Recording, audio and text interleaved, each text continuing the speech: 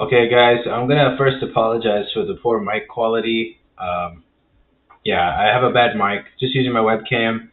Let me know if you want a better one. I could use any recommendations. I just have been lazy about getting one. So you can see my screen right now. I have a demo file here on Blender. The question I've always had regarding Flatpak versus the native Linux version of Blender was if there's any performance difficulty, especially being on a NVIDIA driver, which is known for having issues.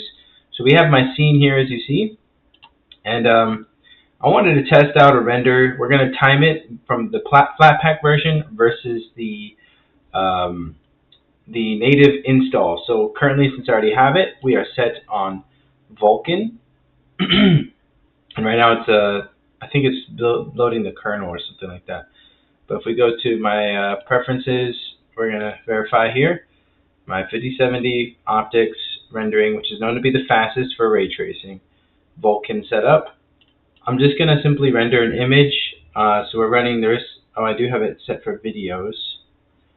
Now you guys know my username. That's okay. So just doing a basic JPEG.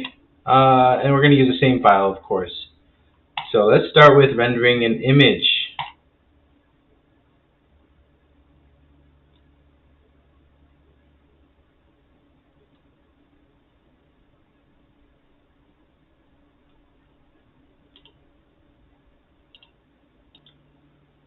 Okay, I just give the stream a quick pause so we could see how long it would take without having to sit through the whole thing on your end. It was just finishing denoising. We have a total time of 3 minutes and 8 seconds.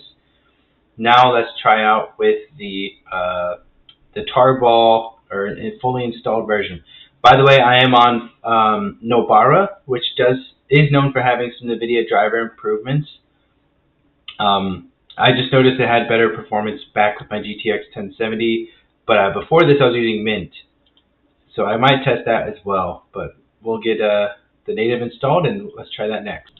Alright, so I just finished the native install, same file, same exact settings. Let me double check.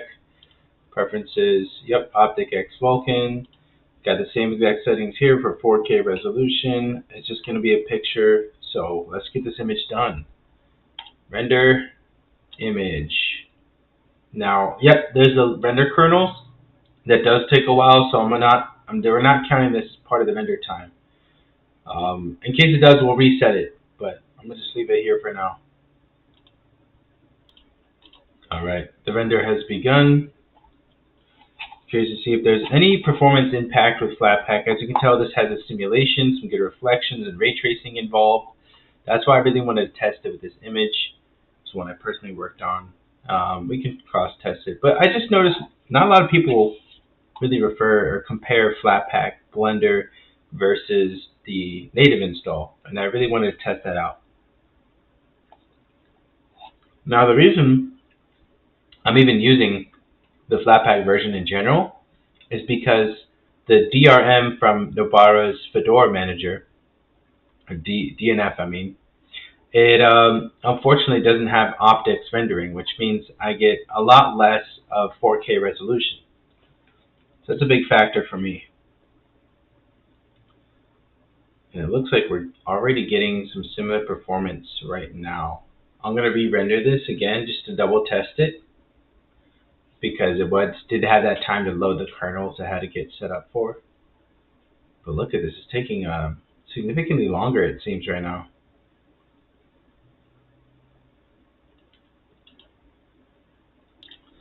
Okay, that's quite interesting. We see it says time it took was 4 minutes and 32 seconds.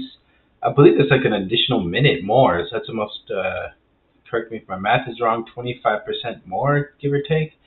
We're going to try another round. I think it was just the loading kernels that could have affected this. But let's exit this and try again one more time. I want to make sure we get a clean shot to try with before, yeah, last one. Good, we can compare the two. I'll pause it for now. All right, guys, so good news. It did drop indeed. We see it now at 3 minutes and 10 seconds, which is pretty close, if I remember correctly, to the first Flatpak render. And if you ask me, I think in terms of the time difference, it's worth the update convenience that you get with Flatpak. If you get the same render time, or even like 2 seconds later, sure. Now I know that does add up with bigger scenes, but that's why I chose this to be in 4K. I'm running a pretty decent GPU as far as most GPUs go, and I'm convinced that Flatpak should meet all the needs that I have. But let's test it one more time. So 310 is the last mileage. Let's test again with Flatpak one more time. I'm beginning to be convinced that the time difference is also related to the screen recording.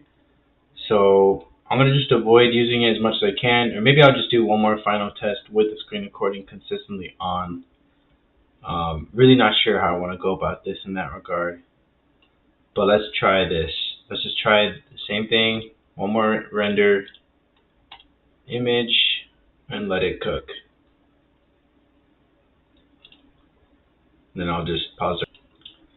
Alright guys, this is kind of stunning. Maybe it's the Flatpak being used to my computer or having all the settings that it needs, but it finished at 3 minutes and 12 seconds. A 2-second difference that is a sacrifice I'm honestly more than willing to take for sake of ease of updating Blender, not having to worry about managing the files getting lost. I know a lot of people probably would like and prefer the native install, downloading, and not the unofficial Flatpak, but for me, I'm a convenience man as well.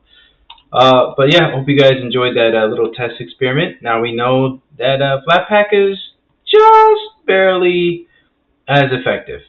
It just doesn't quite hold up the same, but it still is really good. And I think that's honestly, for some people, that's all that matters. Is it good enough? Well, thank you again for watching, and hope to see you. Subscribe, like, or whatever you want to do. Thanks.